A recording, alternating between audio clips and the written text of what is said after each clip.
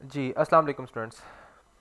आज के लेक्चर में हम कुछ नए फंक्शंस पढ़ेंगे और फिर जो हम पहले फंक्शंस पढ़ चुके हैं उन फंक्शंस को रिकॉल करना शुरू करेंगे ताकि हम अपनी तमाम तर चीज़ों को एक रिकैप कर सकें। ये फ़ाइल का लिंक मैं आपको ग्रुप में शेयर कर दूंगा जो फिज़िकल स्टूडेंट्स हैं, और वहाँ से आप लोग जाकर इस फाइल को भी एक्सेस करके क्वेश्चंस के साथ साथ अटैम्प्ट कर सकते हैं।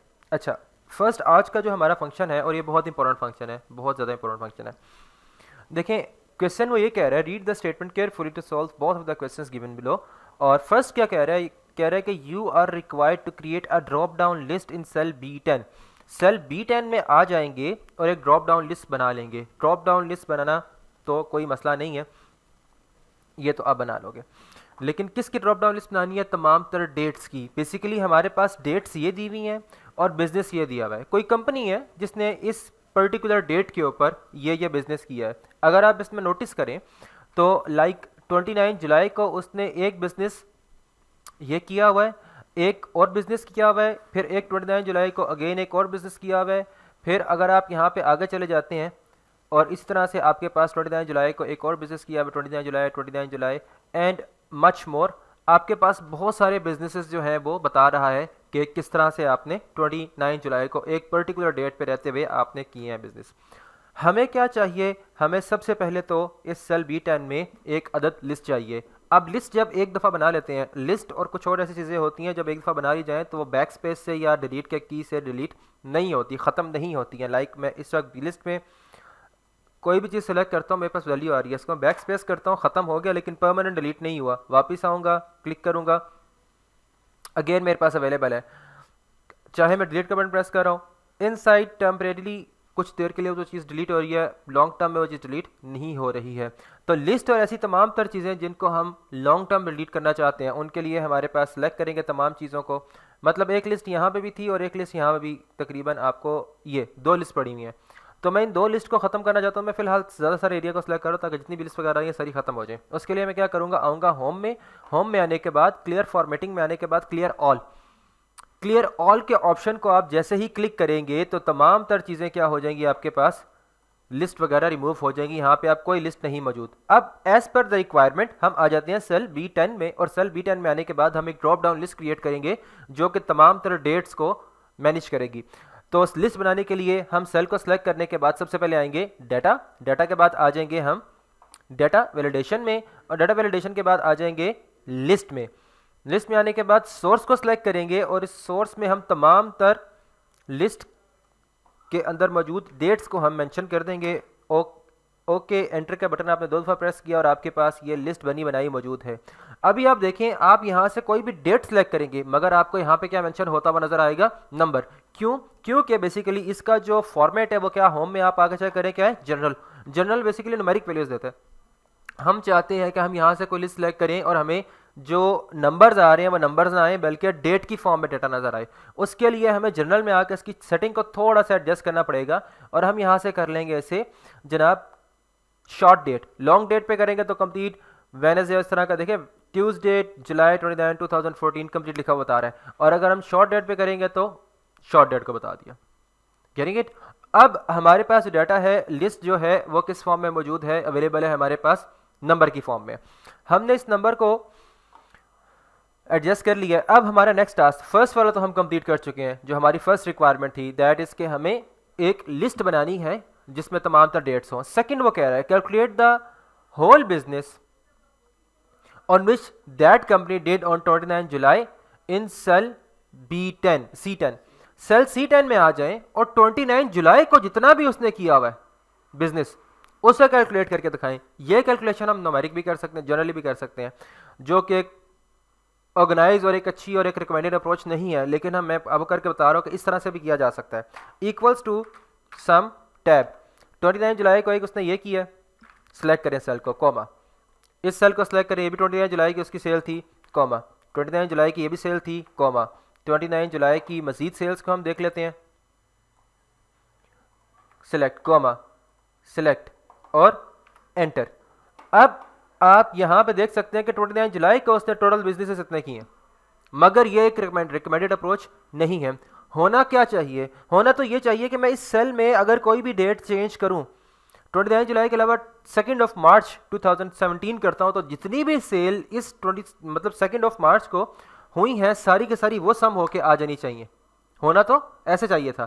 और ये फंक्शन हम ये फंक्शनैलिटी हम इस तरह से अचीव नहीं कर पाएंगे कि मैनुअली सम का फंक्शन खुद से लिखते रहें। तो इसके लिए क्या करेंगे, इसके लिए स्पेशल एक फंक्शन हमारे पास आता है जो कि होता है हमारे पास sumif equals to some if tab. अब सबसे पहले वो पूछ रहा है रेंज क्या है। रेंज हम कहेंगे तमाम तरह डेट्स हमारी रेंज है, लाइक ये जी हमारी रेंज है। इस रेंज के बाद नेक्स्ट क्राइटेरिया क्या पूछ रहा है, कॉमा। नेक्स्ट पूछ रहा है क्राइटेरिया कि ढूंढना किस चीज का, क्राइटेरिया क्या है आपका। तो क्राइटेरिया में हम आ जाएंगे अगेन इसी लिस्ट को सिलेक्ट कर लेंगे, ठीक है, कि जो वैल्यू जो डेट इस लिस्ट में से हम सिलेक्ट करेंगे वही हमारा क्राइटेरिया है, कॉमा। थर्ड में सम रेंज, सम कहां से करना है, इस बिजनेस में से करना है सारे का सारे का। तो आप सम रेंज को आपने सेलेक्ट कर लिया एंड ओके।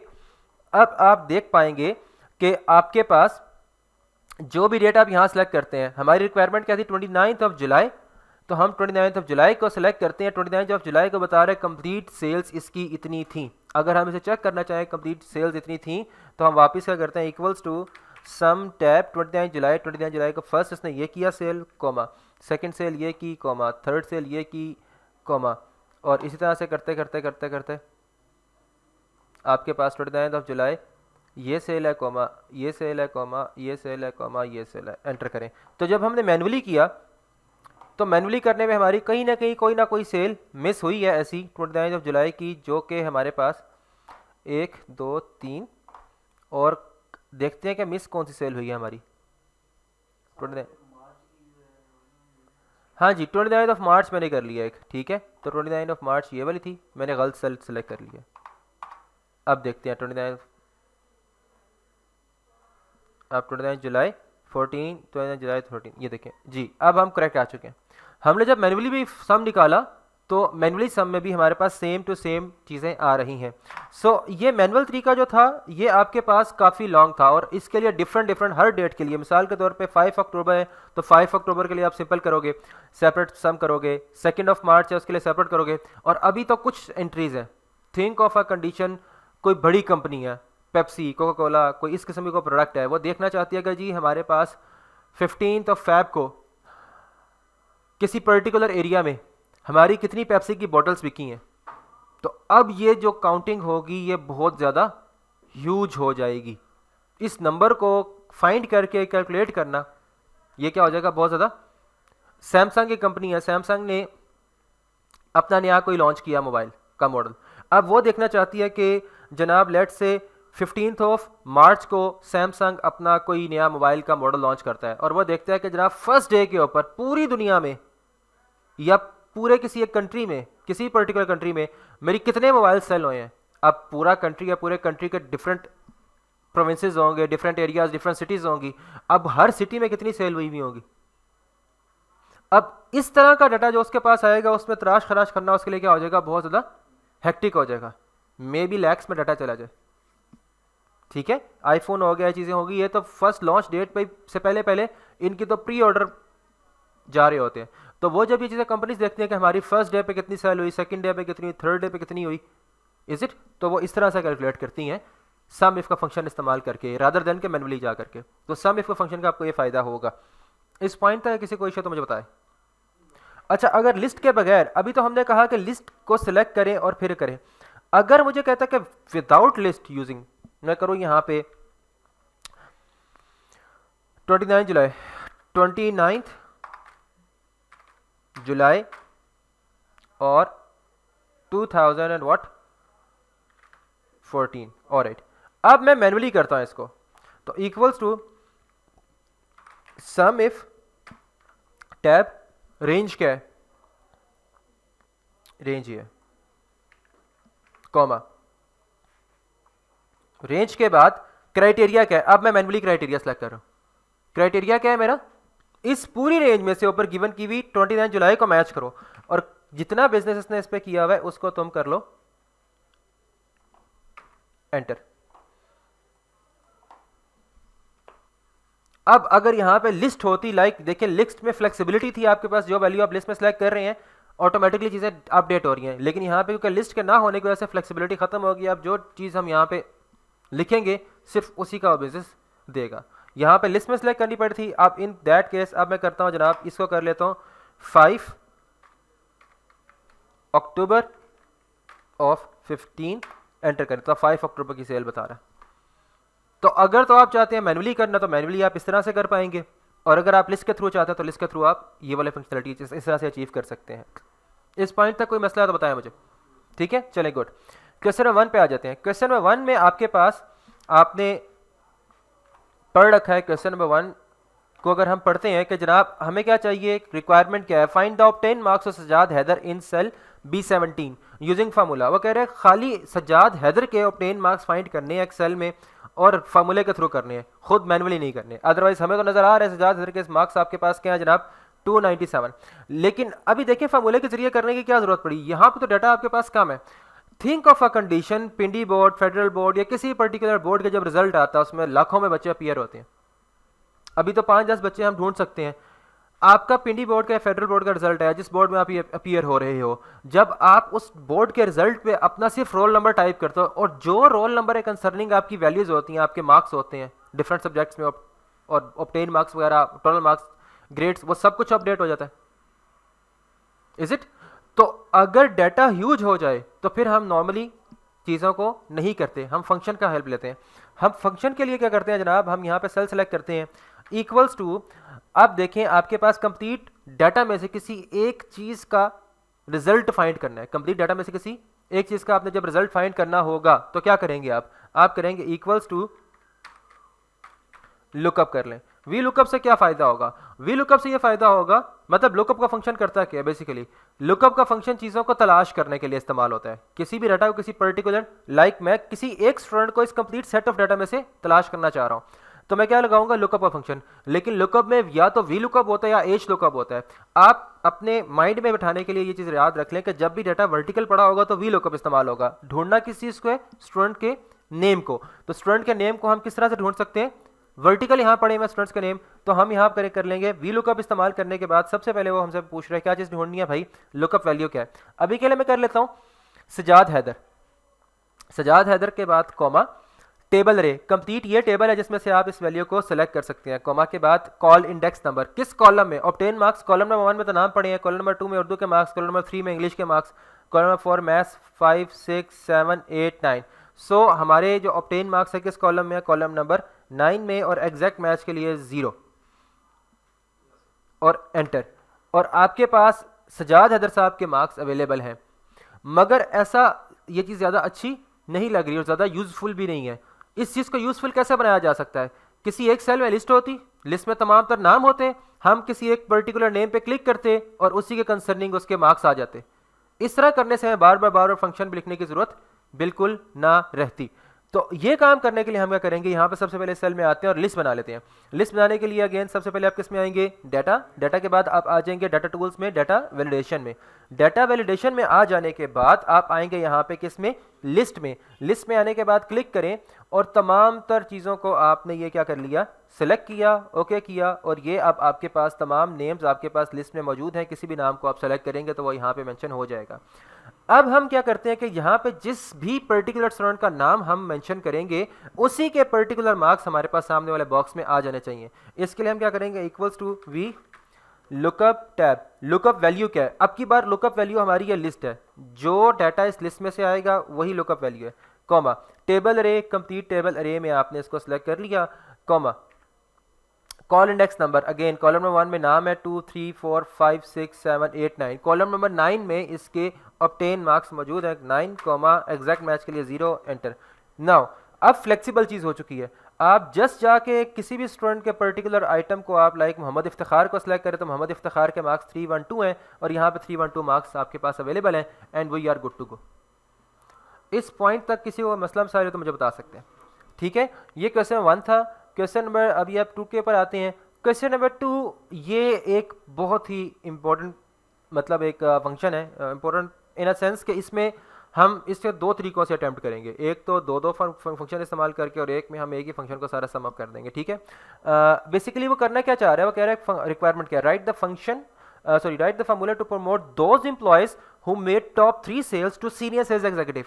आपके पास किसी भी कंपनी के नंबर ऑफ एम्प्लॉयज मौजूद है, अब इस कंपनी के नंबर ऑफ एम्प्लॉयज ने कुछ ना कुछ सेल्स भी कर रखी हुई है।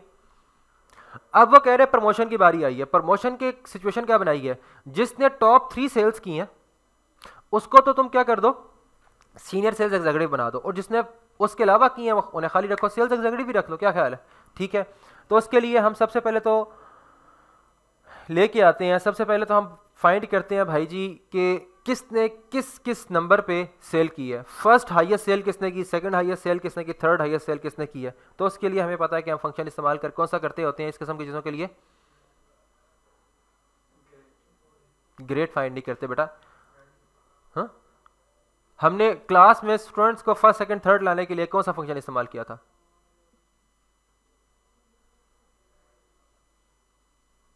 इसका मतलब है कि हमारे पास तमाम उल्लू शाख बैठे हुए सो रहे हैं।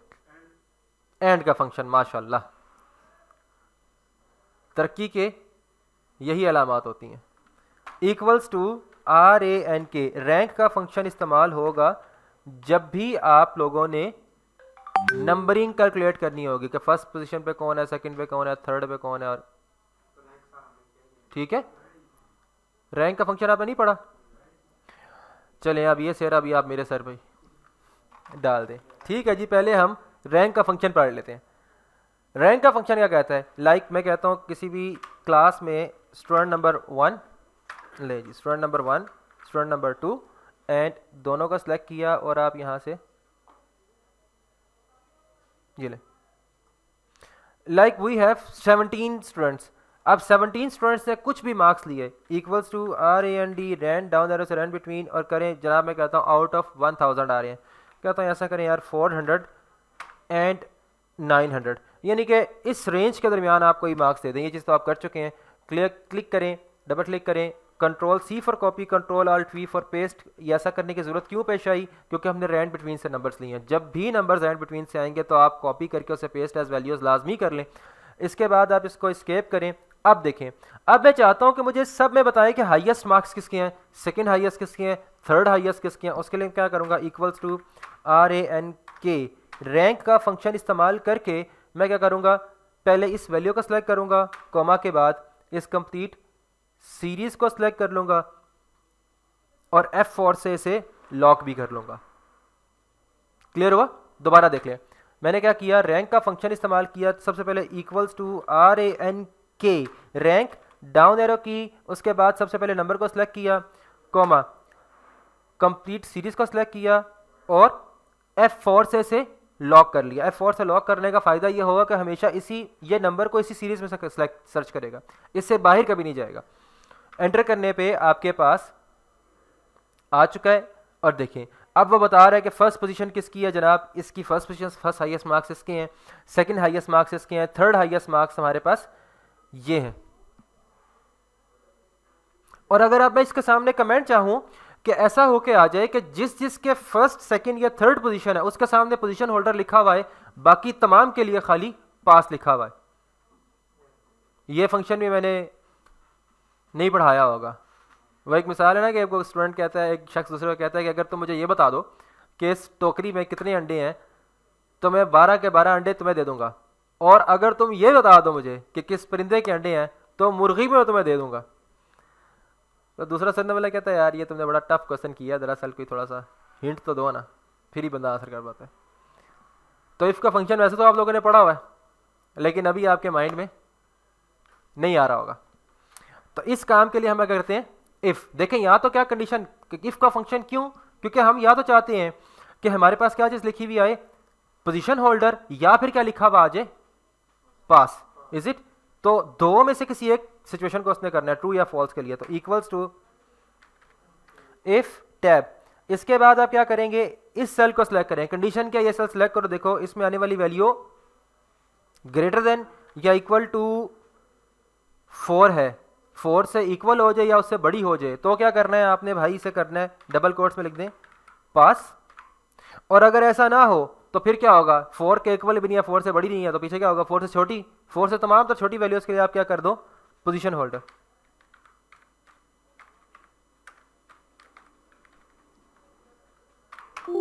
Enter, okay. फर्स्ट, सेकंड, ये सॉरी थर्ड और ये सेकंड, तीनों के लिए क्या लिखा है इसने, पोजीशन होल्डर, और बाकी सब के लिए क्या लिख दिया उसने, पास। इज इट क्लियर हो गया यहां तक? ऑलराइट, अब हम यही कंडीशन पे वापस आते हैं। सो डिफरेंट सेल्स तो अवेलेबल हैं हमारे पास, मगर हम चाहते हैं कि सबसे पहले ये तो पता चले कि किसने हाईएस्ट सेल किया, किसने लेस हाईएस्ट, किसने उससे कम हाईएस्ट। तो उसके लिए क्या करेंगे, इक्वल्स टू रैंक का फंक्शन इस्तेमाल करके हम करेंगे, ये नंबर सेलेक्ट करें, देन कॉमा के बाद इस कंप्लीट सीरीज को सिलेक्ट कर लें और F4 से साथ ही आप लॉक कर लें, एंटर कर लें। तो ऐसा करने से आपके पास क्या हो जाएगा, आपके पास नंबर्स आ चुके हैं, यानी कि हाईएस्ट सेल इसकी है, सेकंड हाईएस्ट, थर्ड हाईएस्ट इसकी। और हमारा क्राइटेरिया क्या था, हम कह रहे थे कि आपने क्या करना है जनाब, जिसका फर्स्ट सेकंड थर्ड हाईएस्ट है उसे सीनियर सेल्स एग्जीक्यूटिव में प्रमोट कर दो। उसके लिए क्या करेंगे, equals to rank, sorry rank नहीं, माय बैड, इफ एंड सबसे पहले सेलेक्ट करेंगे सेल को और देखेंगे अगर इसमें आने वाली वैल्यू ग्रेटर देन या इक्वल टू किसके है जनाब, 4 के, तो आप क्या करोगे, सेल्स एग्जीक्यूटिव, और अगर ऐसा नहीं है तो सीनियर सेल्स एग्जीक्यूटिव और एंटर। ये देखें जिसने फर्स्ट 3 हाईएस्ट सेल्स की हैं उसके लिए क्या आ चुका है, सीनियर सेल्स एग्जीक्यूटिव, और जिसने क्या किया हुआ है, हाईएस्ट सेल्स से बिलो किए हुए, फर्स्ट सेकंड थर्ड से ऊपर जा चुकी हैं उनकी सेल्स, तो उसके लिए सिर्फ और सिर्फ सेल्स एग्जीक्यूटिव है। इस पॉइंट तक कोई मसला तो मुझे बताएं। लेकिन इसको हमने करने के लिए दो फंक्शन इस्तेमाल किए, दो जगह पे जाके, ये चीज़ एक हेक्टिक रूटीन है। हम इससे बचने के लिए एक अच्छा वे इस्तेमाल कर सकते हैं कि हम एक ही जगह पे 2 फंक्शंस को इस्तेमाल कर लें। अब वो किस तरह करेंगे, मैं इसको भी डिलीट कर रहा हूँ और इस सारी सीरीज़ को भी मैं डिलीट कर रहा हूँ। यहाँ पे मैं आता हूँ, कहता हूँ equals to if tab, if के अंदर सबसे पहले फंक्शन इस्तेमाल करते हैं रैंक का, रैंक फाइंड करो, क्लिक करने के बाद कॉमा, वालेकुम सलाम, कंप्लीट सेल को आप सेलेक्ट करके F4 से लॉक कर लें और ये सेल आपने क्लोज कर दिया। हमने सबसे पहले क्या फाइंड किया, रैंक फाइंड किया, और फिर का अगर तो ये रैंक ग्रेटर देन या इक्वल टू 4 के है तो आपने क्या करना है जनाब, सेल्स एग्जीक्यूटिव, और अगर ये ऐसा नहीं है तो सीनियर सेल्स एग्जीक्यूटिव। और यहाँ पे मैंने एक डबल कोट मिस कर दिया है, इसको भी आप मेंशन लाजमी करें, एंटर, यस। तो आप देखें एक ही जगह पे एक ही फंक्शन में उसने सब कुछ मैनेज करके आपको दे दिया, आपको दाएं बाएं भागने की ज़रूरत बिल्कुल भी नहीं रहेगी। इस पॉइंट तक किसी को इश्यू है तो मुझे बता सकते हैं। आज का आपने पढ़ा है जनाब रैंक का फंक्शन और इफ़ का, और साथ ही हमने सम इफ़ का, ये 3 फंक्शंस हमने, जिसमें से एक फंक्शन रिकॉल किया इफ़ का और बाकी 2 फंक्शंस आपके लिए बकौल आपके नए थे। तो इस पॉइंट तक अगर किसी को मसला है तो मुझे बता सकते हैं, ठीक है। चले